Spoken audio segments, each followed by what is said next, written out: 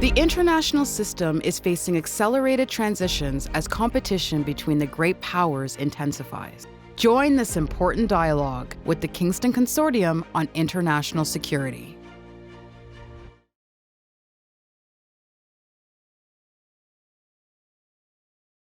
Voilà, écoutez, on va reprendre. Donc, il y a eu un petit changement de plan.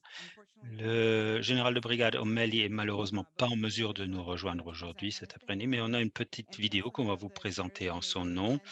Et on a aussi le général de division Craig Agenson et Dr. Andrew Throne, qui est directeur du Centre d'études de sécurité et défense de l'Université de Manitoba, qui vont donc diriger le débat. Après ce film,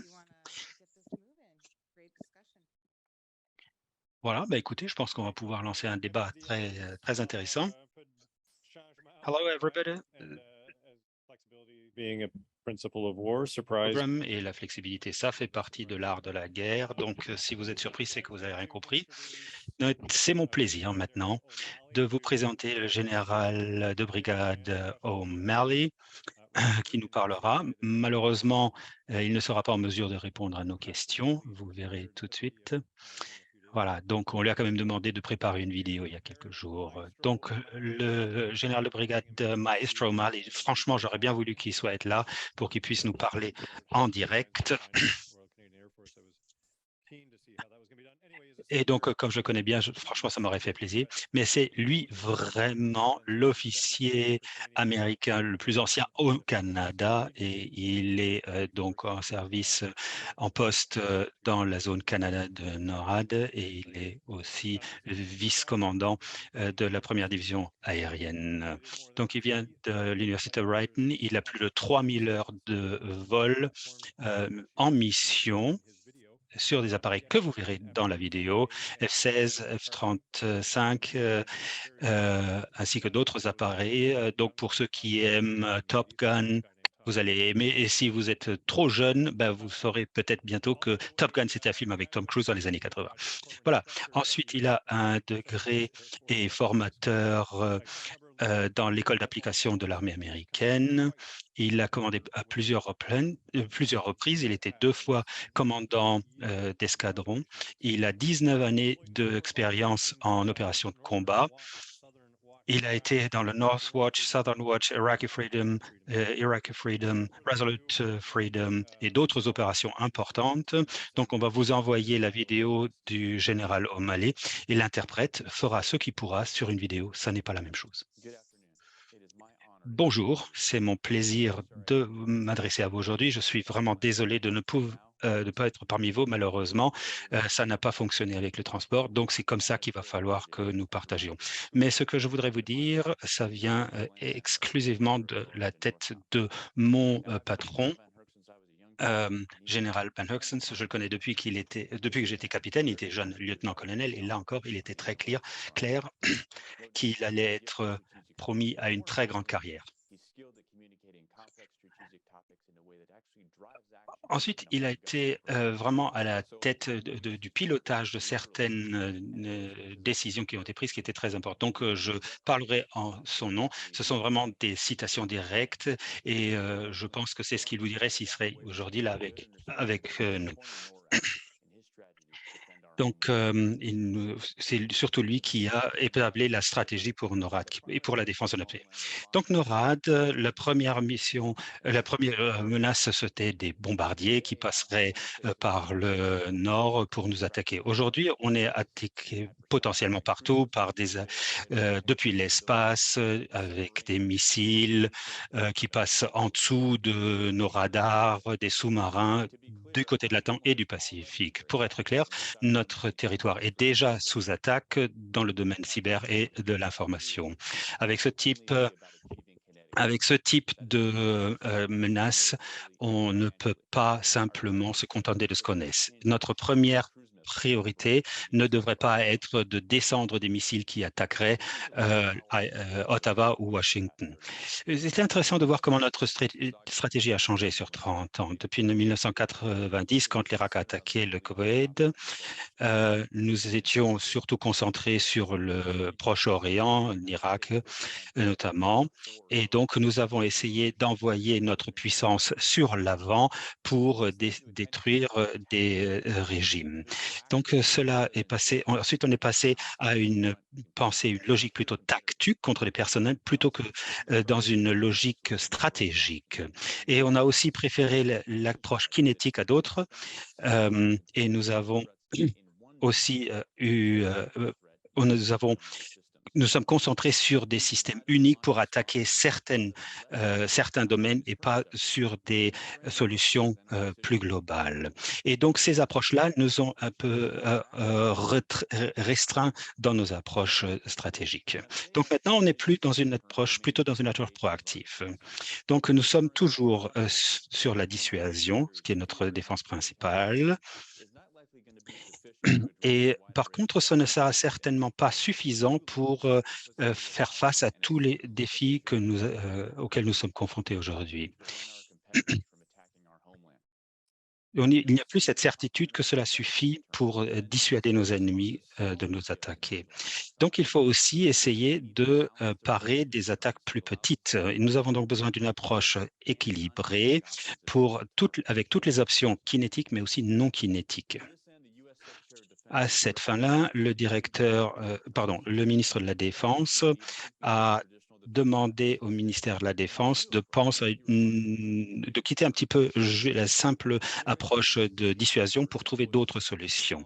Et donc, ça comprend un mélange de technologies et d'autres types de capacités qu'on combine dans un réseau qui est tellement puissant que ça dissuade effectivement n'importe quel ennemi.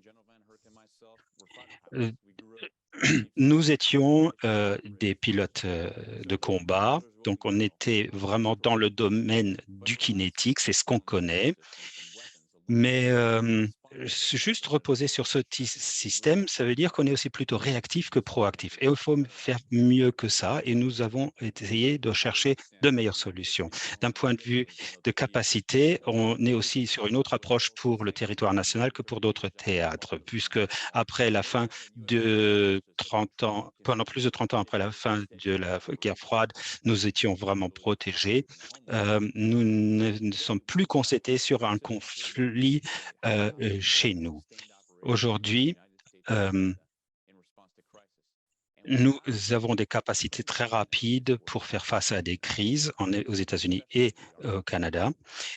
Par contre, nous devons retrouver vraiment une approche qui nous permette de réagir rapidement, y compris dans l'Arctique. Ce n'est pas juste des crises ponctuelles, mais ce sont des crises permanentes. Donc ça cadre un petit peu les défis. Mais passons plutôt sur les solutions et regardons un petit peu ce que veut la nouvelle stratégie du territoire national. Quand le général est venu à Northcom, il s'est concentré sur 4 domaines. Améliorer la connaissance de tous les domaines, gagner la domination informationnelle et gagner une supériorité décisionnelle dans une approche globale. Commençons avec le premier point, la connaissance de la situation. Donc, c'est là vraiment où nous devrions concentrer nos investissements. On ne peut pas dissuader, on ne peut pas battre quelque chose que vous ne pouvez pas identifier. Donc, quand on parle en dessous de la mer, sur la terre, dans l'air, dans le cyber, dans l'espace, donc c'est assez tous les domaines.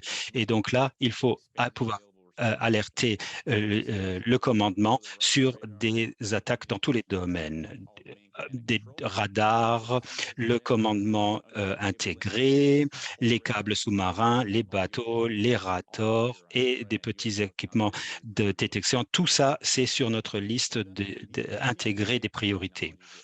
Donc, ces capacités, notamment technologiques, permettront de détecter des missiles lancés par des sous-marins et des missiles à haute vélocité. Et tout cela également dans l'Arctique, qui devient le théâtre d'une compétition entre plusieurs puissances. Ensuite, le deuxième pilier, c'est la dominance informationnelle est la deuxième priorité stratégique. Là, il s'agit de pouvoir bénéficier, appréhender l'ensemble des informations qu'on a et transformer ça en quelque chose qui est immédiatement exploitable par les décideurs. Vous pouvez avoir toute la situation, la conscience situationnelle dans le monde, mais si vous n'avez pas ça et si vous n'avez pas à le traiter, ça ne sert à rien. La dominance informationnelle consiste en tout préparer pour la prise de décision. Et si on gagne, on perd, ça dépend de notre capacité à prendre l'information, de la transformer, de la traiter et puis de la transformer en action de supériorité. En fait, normalement, nous avons cette connaissance de situationnelle, mais on ne la partage pas suffisamment. On ne peut pas analyser des choses sur des jours, pour des jours et des heures. On a besoin du temps réel. Et donc, les systèmes pour cette domination-là doivent être capables d'agréger ces informations, de les traiter et les disséminer par l'utilisation de l'apprentissage des machines et par l'intelligence artificielle.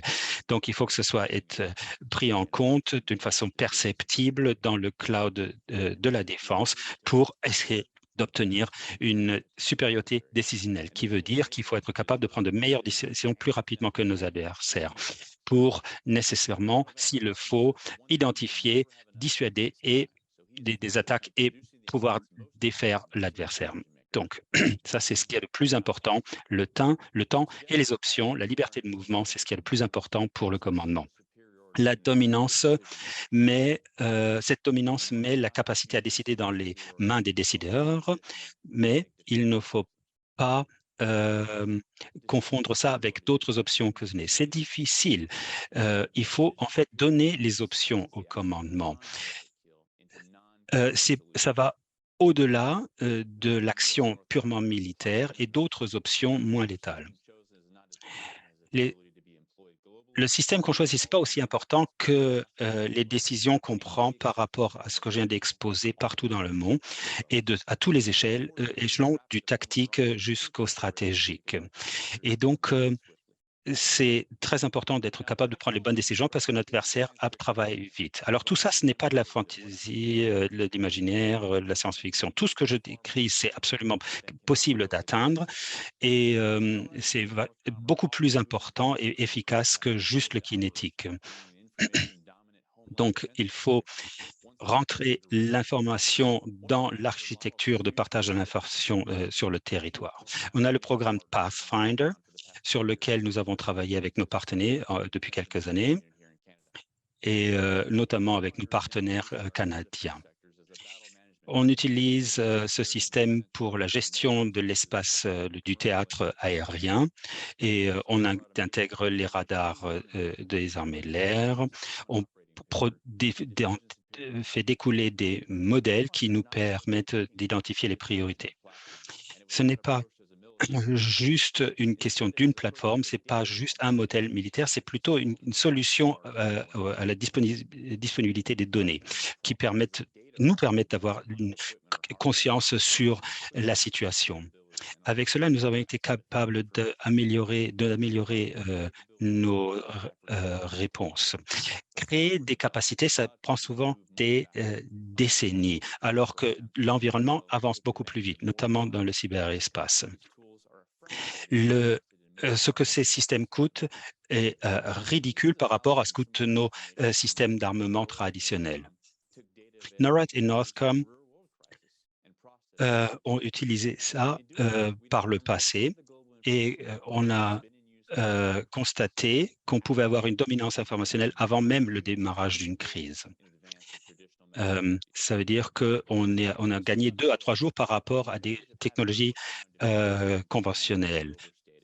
Moi, je suis pilote. Avoir cet avantage-là de temps, on ne peut pas le surestimer. C'est clair et net. Ça permet de prévenir, d'anticiper des escalations. Donc, on peut être proactif plutôt que juste dans la réaction par rapport à des provocations. Les commandants peuvent commencer une mobilisation, prendre des actions ciblées pour lutter contre la montée en puissance de l'adversaire. On peut aussi utiliser la diplomatie. L'objectif est toujours pareil. Il faut montrer à l'adversaire quel risque il encourt et que les risques sont plus importants que le gain potentiel. Ensuite, finalement, on a l'intégration globale. Ça veut dire qu'on a des changements d'approche culturelle au sein du ministère de la Défense, avec nos états-majors des armées, le Pentagone et l'état-major canadien. Tout le monde doit reconnaître que l'approche région par région ne suffira pas, vu les capacités que nous avons actuellement et qu'on aura à l'avion, et la portée mondiale de nos compétiteurs. Alors, ce n'est plus régional, c'est maintenant mondial. Mais nos plans ne tiennent pas compte du fait que nos adversaires ne sont pas limités par les limites de nos organisations.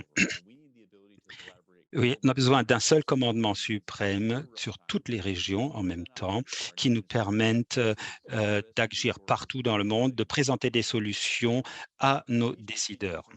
Avec ces principes euh, stratégique, il est clair que notre défense ne commence pas chez nous. Au contraire, il faut commencer à agir sur l'avant, avant qu'il y ait une menace pour notre territoire. Et donc ça nécessite qu'il y ait une campagne tous les jours où on est capable de démontrer notre disponibilité opérationnelle et notre dissuasion. Donc, je pense que ça permet de dissuader tous ceux qui pensent à nous attaquer. On peut leur montrer que ça ne marchera pas. Ça ne peut pas juste un effort ou un objectif militaire. C'est pour tout le monde. Et c'est tout le gouvernement qui doit s'y mettre avec une détermination totale. Pour cela, il faut aussi avoir un accès à des forces qui sont organisées, entraînées, équipées pour tout faire. Donc, NORTHCOM, c'est pour l'Arctique, mais on a la même chose pour d'autres régions du monde. Alors, il y a peut-être des capacités qui ne sont pas disponibles parce qu'elles sont utilisées ailleurs, mais souvent, on a aussi un problème qui est le manque de préparation à l'engagement en Arctique. Vous pouvez être très fier de vos forces canadiennes. Pour moi, ce sont les meilleures du monde pour les opérations dans l'Arctique, mais il y a encore beaucoup de travail pour tout le monde.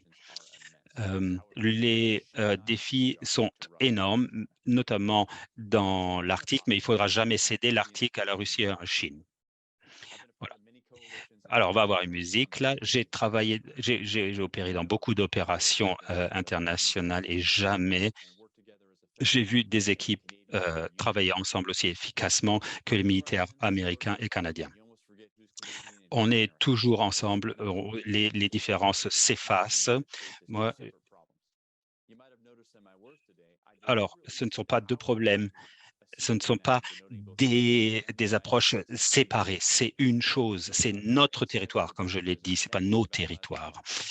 Voilà, et donc nous, on a quelque chose en cela que les Russes et les Chinois n'ont pas et on le vit tous les jours, mais on peut voir aussi que tous les jours, les défis grandissent. Défendre notre territoire, c'est ce que je fais tous les jours avec mes camarades canadiens et je pense qu'il est important de faire partie de ce grand combat.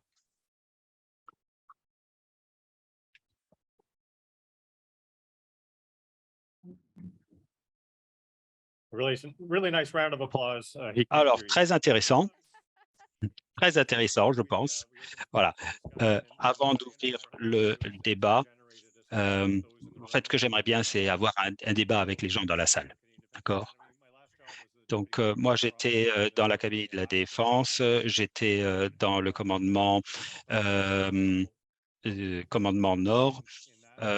Voilà, et donc maintenant, on partage quelques perspectives ici. Scott, d'ailleurs, était l'officier canadien qui est reparti vers Northcom pour une année. Je crois que c'est sa deuxième ou troisième fois. Donc, lui, il a aussi beaucoup d'expérience en Northcom et je suis sûr qu'il y en a d'autres dans la salle qui pourront partager leur expérience. Donc, quelques commentaires de ma part et ensuite, je passe la parole. Donc, Derek a déjà parlé des 4 principes du General Hurt. D'améliorer la connaissance de la situation, domination informationnelle, etc. Et donc, on va commencer par la connaissance de la situation. On a tous vu dans les forces canadiennes l'intérêt de l'intégration et donc notamment dans ce domaine binational. C'est absolument bien. On a vu des progrès. On a fait un grand exercice en Alaska en février 2022 où nous avons intégré des capteurs canadiens dans le système du NORAD et US Northcom. Ça, c'était un très grand succès. En son temps, ça fait il y avait 3 ans déjà. Ensuite, il a parlé de l'acquisition pour les théâtres d'opération. Acquisition dans l'Arctique, c'est compliqué en raison de la nature de l'environnement, beaucoup d'élévation, très froid, et de grandes parties du territoire sont hors couverture réseau.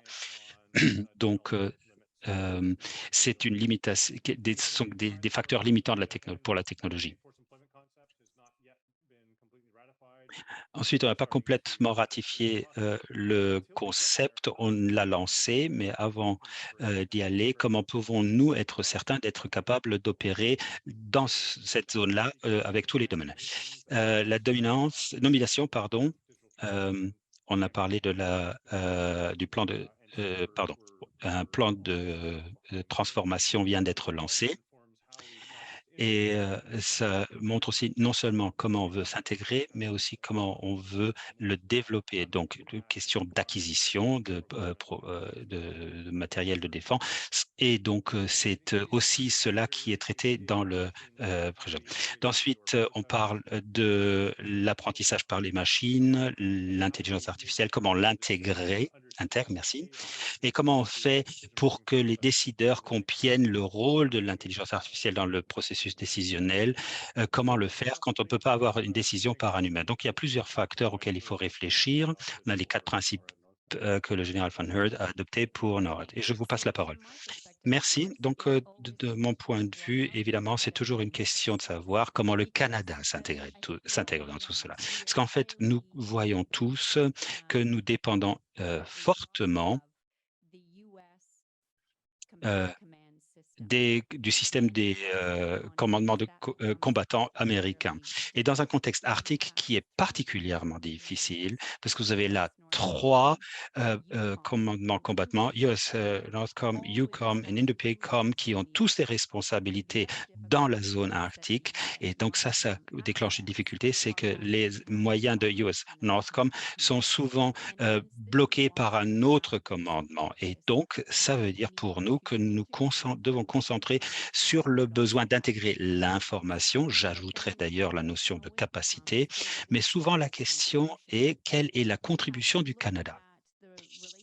Et là, il faut que nous regardions la relation que nous avons avec les États-Unis. C'est une relation bilatérale, pardon, pas bilatérale, binationale. C'est pas bilatéral dans le sens où on a le Canada qui fait là et l'Amérique a fait des trucs là et puis on fait quelque chose ensemble pour l'Amérique du Nord. Non, ce sont les États-Unis et le Canada qui pensent nord de l'Amérique. Et donc, ça, c'est une relation qui peut être tout à fait équitable quand on interagit avec l'armée américaine de commandement, NORAD et US Northcom, comment on réintègre là notre système qui est monté différemment et comment faire pour que nous puissions être ce partenaire fiable qui partage les idées, les valeurs sans être complètement débordé au point où on serait plus capable de délivrer. En fait, nos 2 militaires luttent avec ce qu'on appelle le soutien demandé pour les autorités politiques, donc tout ce qui est plutôt pas traditionnellement militaire, les feux, les ouragans et tout ça. Donc en fait, ce qu'on nous demande, c'est de changer les roues du voiture qui roule.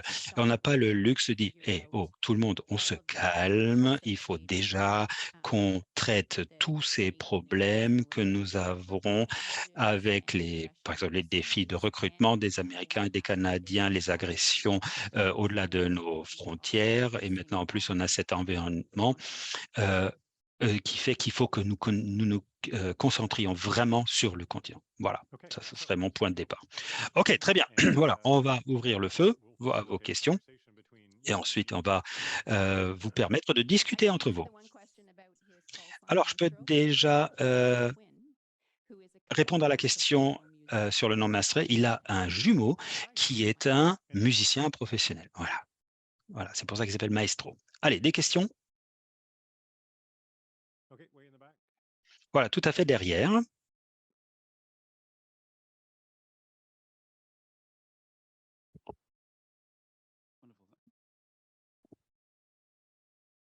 On? Well, marvelous. Thank you ever so much.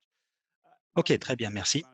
Just Le quick Thomas de l'Université du Manitoba. Petite question, on entend tout le temps parler de cette approche, globale de l'ensemble d'un gouvernement à la défense et à la sécurité. Quand est-ce que pensez-vous nous allons voir des, autorités non militaires qui seraient là en plus, qui permettraient d'avoir, qui porteraient leur perspective plutôt que une perspective militaire qui nous disent comment on peut utiliser les acteurs non militaires pour atteindre ces objectifs. Vous voyez la question? Pour les deux, ça a déjà passé il y a 6 mois, Joint Operations CPOM 2022, il y avait plusieurs ministères qui participaient, plusieurs choses qui se sont faites en simultané dans le domaine de la défense et de la sécurité. Je crois que le défi du Canada, et ça revient certainement, je pense, on n'a pas de stratégie de sécurité nationale. Et donc, il faudrait qu'on en ait une dans laquelle on pourrait intégrer tous les acteurs gouvernementaux. Mais je pense que c'est difficile pour tout un gouvernement de, comment dire, d'appliquer tout un gouvernement, tous les ministères dans le domaine de la sécurité, à moins qu'on ait une menace existentielle. Je pense que c'est difficile, que ce soit le gouvernement canadien ou l'américain, de soutenir vraiment une telle stratégie. Et ce qui se passe alors, souvent, c'est que bon, c'est les militaires qui restent quand même en première ligne et on se concentre là-dessous et les autres ministères ne s'intéressent beaucoup moins aux choses qui nous préoccupent en tant qu'opérationnels. Voilà, en tout cas, dans une moindre mesure. Voilà, et je pense qu'il y a encore quelques éléments supplémentaires. Alors, ils parlent des langues très différentes, des langages très différents. En particulier, je crois que le Canada pourrait tirer des leçons des États-Unis. Ce changement vers le FEMA, c'est le bras civil de faire tout ce qui est DISCA. Donc, jusqu'à quel point ils ont été formés par l'armée américaine, mais ensuite, on leur a demandé de développer leurs propres opérations, leurs propres systèmes et leurs propres connexions dans les différents systèmes gouverneurs-États.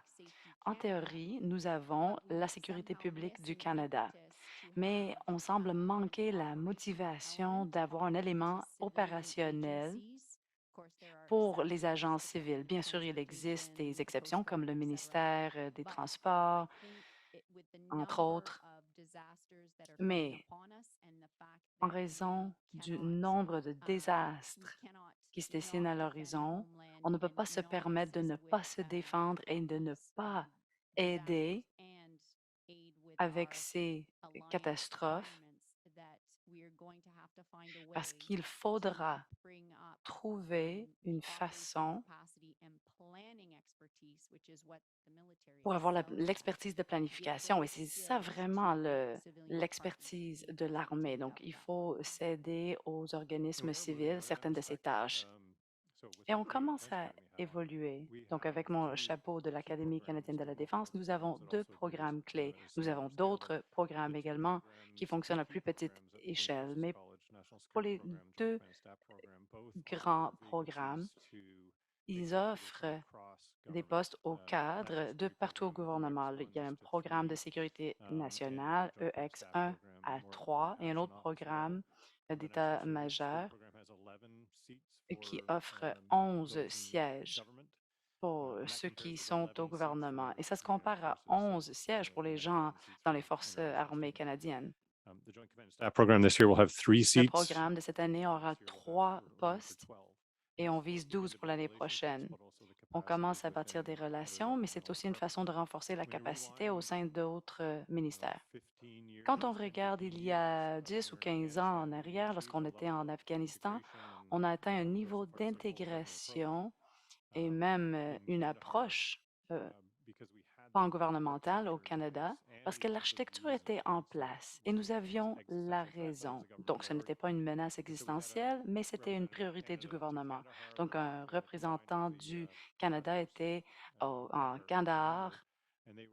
Il y avait un commandant.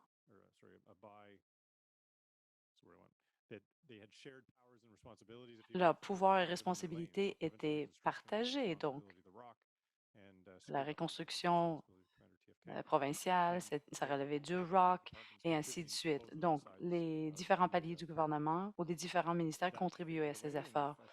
Alors, ça a pris fin et on avait oublié ce que c'était l'avantage et on a décidé de la façon dont on voulait se préparer pour la prochaine fois. Au moins, on voulait avoir quelque chose, une discussion entre les ministres adjoints. Mais les forces canadiennes armées vont de l'avant de la façon qu'ils peuvent pour les raisons qu'on comprend très bien. Il y a une autre question. Mais l'autre problème est qu'on est encore conçu pour euh, combattre comme pour la Deuxième Guerre mondiale. Donc, il faudrait tenir compte de la réalité actuelle. Je crois que le ministère de la Défense des États-Unis et le gouvernement américain ont pris une différente approche quant à leurs menaces, que ce soit domestique et du point de vue du gouvernement, du pan-gouvernement. Et il s'agit des multiples désastres. Par exemple, les ouragans, on ne fait plus confiance au gouvernement pour ce genre de crise. Ensuite, des gens sont morts. DHS, les centres de services gouvernement ont dû prendre l'initiative et faire des choses de façon beaucoup plus globale. Tout de suite après, la Géorgie, la Crimée. Ensuite, les incidences informatiques qui se sont produits. Alors, tout ça a changé la façon dont les États-Unis vont traiter des questions de sécurité. Il fallait que ce soit le DHS parce que c'est eux qui allaient parler aux entreprises. Dr. Pichet a parlé des menaces qui vont se présenter dans ces domaines ou dans des domaines où ça n'a rien à voir avec l'armée, c'est-à-dire ça ne provient pas des endroits ou des sources traditionnelles. Le gouvernement américain commence à l'accepter. Leur structure de commandement de combat le permet parce qu'ils peuvent offrir cette interface. Bon, je vais dire quelque chose. Si JOC n'est pas en mesure de mener à bien cet exercice, et c'est lamentable, mais ils n'ont pas la portée du contrôle, même s'ils ont des ressources. Bon, ce n'est pas une question de mener la prochaine guerre mondiale ou de faire tout ce que NORAD fait, ainsi de suite. Ils ne peuvent pas. Donc, il faut se partager les responsabilités. Et il faut le faire pour que le gouvernement du Canada puisse concevoir leur intervention dans ces différents domaines. Et ça va prendre de l'argent. On ne peut pas avoir un système temporaire qui surveille constamment le système. Ça ne fonctionne pas. Et c'est là où on trouve les problèmes. Craig a tout à fait raison. Il faut prendre une opération. Les Canadiens sont très forts pour décider, OK, on coopère là-dessus, mais une fois que la mission est terminée, tout ça part au vent. Donc, ils réinventent tout le système la deuxième fois. Alors, il faut des structures permanentes. Donc, c'est pour cette raison qu'il y a un plan qui met en œuvre les 4 volets et on met l'accent sur la résilience du côté national, du côté civil. Alors, l'armée décide d'aller de l'avant et d'y aller fort et d'avoir un partenaire avec DHS. On n'a pas de partenaire. Alors, j'espère que vous avez compris le problème et j'espère que ça répond à la question. Merci. You have a question? Oui, une question.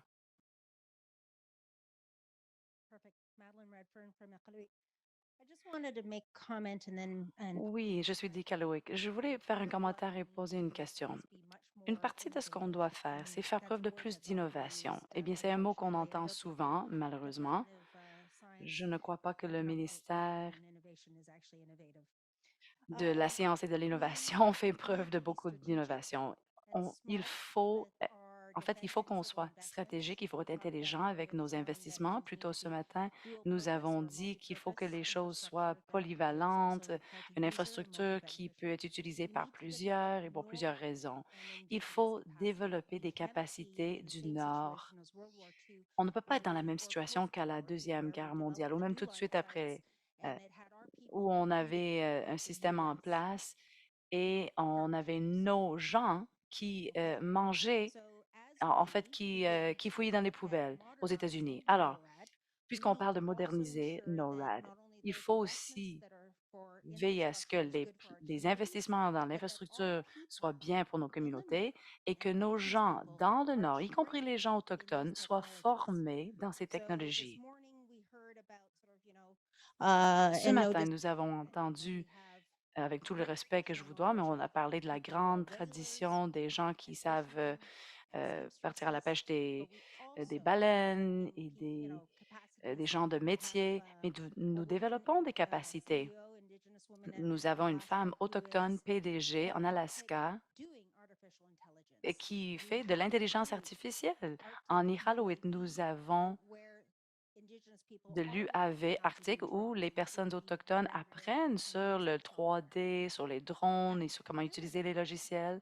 Mais en tant que pays au Canada, nous avons développé des super grappes de l'océan dans l'Est. Ensuite, on a fait pour le numérique sur la côte ouest et même dans les consultations pour la super grappe océanique, il y en avait 6 partout au pays et aucun dans le nord, malgré le fait que 60 des côtes au Canada sont dans le nord. Quelle a été la réponse lorsqu'on a demandé où et quand sera la consultation au nord? On nous a répondu, on ne peut pas se le permettre. C'est trop coûteux. Excusez-moi, vous ne pouvez pas vous payer ces consultations au nord? Eh bien, organisez une réunion Zoom. Vous ne comprenez pas mes capacités de télécommunication? Je ne peux pas toujours me connecter à Zoom. Et même quand j'y arrive, c'est instable, ce n'est pas fiable. Et souvent, ça veut dire que la vitesse est très lente et donc on ne peut pas le faire et c'est très coûteux. Ce qu'il nous faut absolument, c'est un engagement de la part des États-Unis et du Canada selon lequel les peuples autochtones et du Nord feront partie de ces investissements, des investissements dans nos infrastructures et dans nos gens. Et je n'ai pas encore vu ni entendu un véritable engagement dans ce sens. Et s'il existe des partenariats, le gouvernement du Canada doit faire en sorte que ces partenariats soient véritablement existants, parce qu'on ne veut pas simplement donner des beaux discours aux peuples autochtones. Si vous ne voyez pas une personne Inuk qui parle au nom des Inuits, est-ce que vous parlez ou vous faites affaire réellement avec un organisme ou entreprise autochtone? Je dirais qu'il faut veiller à ce qu'on soit présent dans la salle et qu'on fasse partie des discussions et que il faut savoir que la consultation est importante, mais ce n'est pas tout. Ce qu'on veut, ultimement, c'est d'avoir une participation réelle et je ne l'ai pas encore vue. Alors, je voulais soulever le sujet parce que, bon, mon commentaire provoque, mais on ne peut pas faire ce qu'on a fait dans les années 50. Tout à fait. Je suis tout à fait d'accord avec vous. Et c'est pour cette raison que la Déclaration sur les peuples autochtones des Nations unies doit être comprise et non seulement cochée dans une case. Il faut que les peuples autochtones fassent partie de ce que le CDA apprend, c'est-à-dire l'Académie canadienne de la défense, ACD. Donc, ça doit faire partie de la culture. Ça ne peut pas être uniquement une chose à cocher dans une liste. Certaines choses me donnent espoir. Par exemple, NASA a fait quelque chose. Il y a un contrat actuellement pour le système d'alerte du Nord et son entretien. Et je crois qu'il y a un autre contrat en cours.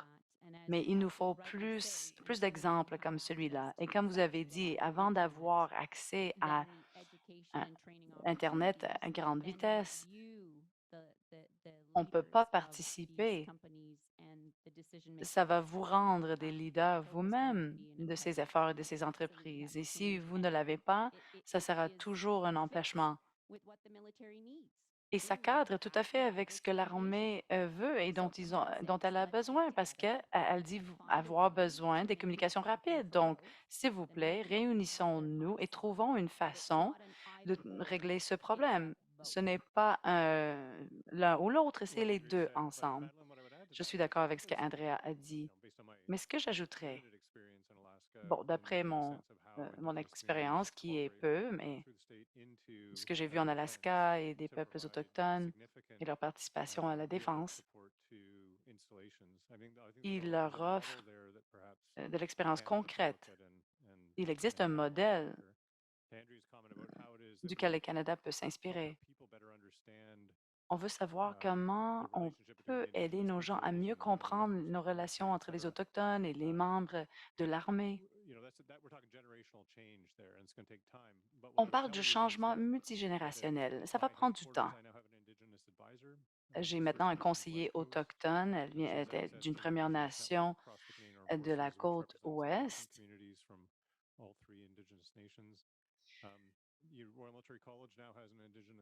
Et maintenant, nous avons même un universitaire autochtone qui est métis au Collège militaire royal du Canada. On veut que, on veut que les gens soient EDI, mais aussi qu'on a une représentation autochtone.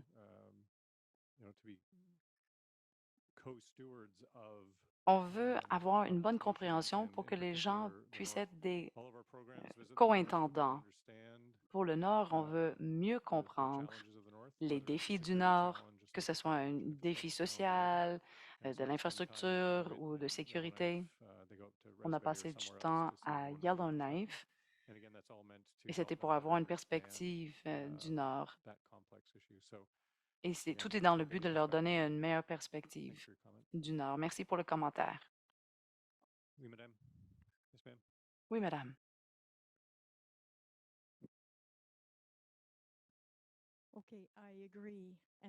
Je suis d'accord tout à fait avec Madeleine. Voici un réel problème. Un problème pour les techniciens du Nord. Et c'est un problème avec auquel on fait face depuis des années. Oui, on devrait avoir plus d'affaires ou plus d'activités commerciales avec nous. Voici un problème. Moi, j'ai un morceau d'équipement au Nord qui est en panne parfois parce que dans cet équipement, il y a un petit appareil qui est, en fait, ça appartient à une entreprise privée et je n'ai pas le droit d'ouvrir la boîte. Je dois l'envoyer au sud, le faire réparer par cette entreprise privée et ça va prendre un mois et demi. Donc, ça fait 2 mois où on est sans aucun équipement. L'équipement ne fonctionne pas parce qu'il vous manque l'appareil en question. Et ça, c'est un problème en temps réel, là maintenant. Donc oui, au Nord, on peut former autant de personnes autochtones qu'on veut en tant que technicien, mais si on n'a pas le droit d'ouvrir un simple boîtier pour réparer un appareil, c'est un problème. Et ça sera un problème pour la sécurité également. Alors, c'est quelque chose qui se passe au moment où on se parle. Oui, ça fait partie de la complexité de l'état de préparation du Nord ou dans le Nord. Et c'est important aussi pour l'autonomie des forces qui viendront au Nord, parce qu'on ne peut pas dépendre des ressources locales en raison de la réalité que vous avez chez vous. Souvent, on peut se rendre à certains endroits seulement par bateau ou par avion. Et vous avez des limites lorsqu'on parle d'alimentation ou de pétrole ou de gaz. Alors, l'état de préparation, non seulement sur le plan militaire, mais aussi pour l'infrastructure civile, partout dans l'Arctique, représente un défi énorme. Il faudra une solution pan-gouvernementale pour le régler, et même de tout le pays.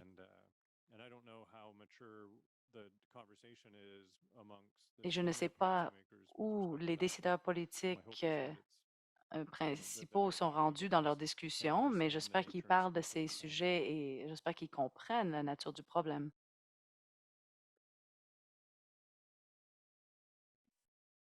Sir, Blue Dr. light. Sharon, thank you for Monsieur, being Dr. Sharon, merci d'avoir fait preuve de souplesse. Merci de nous avoir guidés dans cette discussion.